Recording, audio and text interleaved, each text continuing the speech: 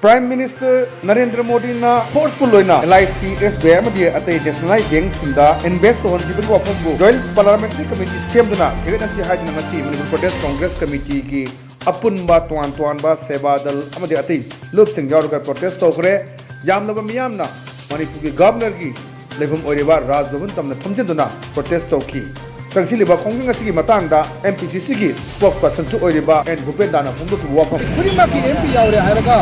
Joint Parliamentary Committee में सेम सी हाई की मतदान जब नसी हौजिक लेरिबा honourable prime minister Narendra Modi कुछ ले मधुनने आई कोई JPC हम सेम का जबनी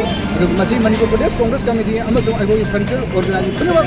यूथ की महिला की NSY की सेवादल की मैं आंग सिंह बंगासी पुल हायरगा कोई सीनियर लीडर्स मैं आंग लोग ना रे हायरगा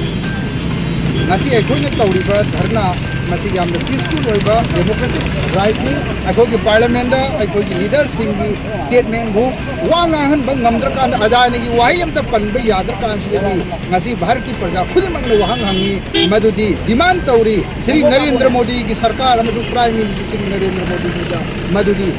JPC भमन से जॉइंट पार्लियामेंट्री कमेटी भमन ले हरगा कमदौना कयाम यामना क्रमाइन तौदरा मसी की अदानी ग्रुप सिदा हजिक लेगिबा सरकार असिदा मसिदा मतिम पांगबनो श्री नरेंद्र मोदी जी की सरकार मतमदा प्राइम मिनिस्टर की मदुगुम यामना खास ओइरबा यामना मरु ओइरबा मरु मपान खरा खक्तदा अरुगा प्रजा मयाम की ई चुके हरगा प्रजा मयाम की